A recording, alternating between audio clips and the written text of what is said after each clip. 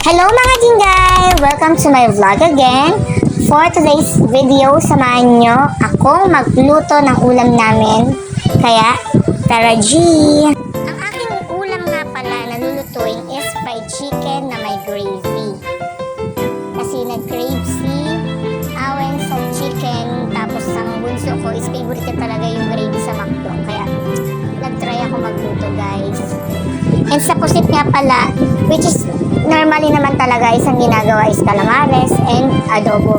Pero syempre gaya-gaya nga ako, nakita ko sa Facebook, sa FYP ko na pwede palang gawin yan na igisa siya sa oyster na may ketchup na may sibuyas bawang. Kaya let's go, we're gonna cook over and over again. So syempre nagsalang na ako ng kawali diyan at nagprito na rin ako ng chicken. Habang nakaprito yung chicken is naghiwa na ako ng ceiling green and ceiling red.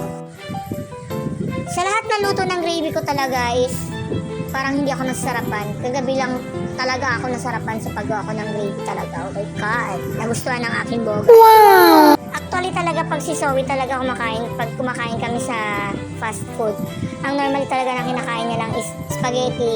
Kung hindi spaghetti, yung gravy talaga. Yung talaga number 1 na kinakain niya. Yummy! Bogart talaga ang kinakain niya is alaking lang talaga. Pagkatapos ko magluto ng manok, nagsalang na rin ako ng paglutuan ng gravy. Naglagay lang ako dyan ng butter, harina, saka ng tubig. Para magkakulay ng onti, naglagay ako ng onting toyo. Nung matapos na yung maluto yung gravy, nagsalang na din ako dyan para sa pusit. Naglagay lang ako dyan ng butter, tapos onting mantika, alam ko nilagyan ko, tapos nilagyan ko na ng ketchup saka oyster. Pagtapos ko ng oyster, nilagay ko na yung pusit. Siyempre, ginisa-gisa ko muna sila. Tapos ilagay ko na yung mga spiciness, ceiling green, ceiling red, paminta, asukal, saka asin. Shala jinggay, ang sarap din talaga nito. Super talaga sarap. Talagang first time ko na try ito talaga sa buong buhay ko. What? Grabe mga jinggay, ang sarap pala talaga sa luto ng gantong pusit. Gayahin nyo na guys, sobrang triple price ka. So nakikita nyo naman sa video is ang kinakain ko lang is chicken and gravy. Syempre, meron tayong second part pa pagdating na mister ko. Doon ko kakainin yung ulam ng pusit talaga.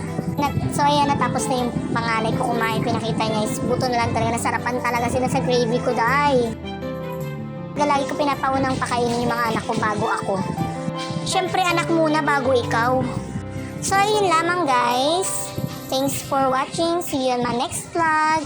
Bye-bye!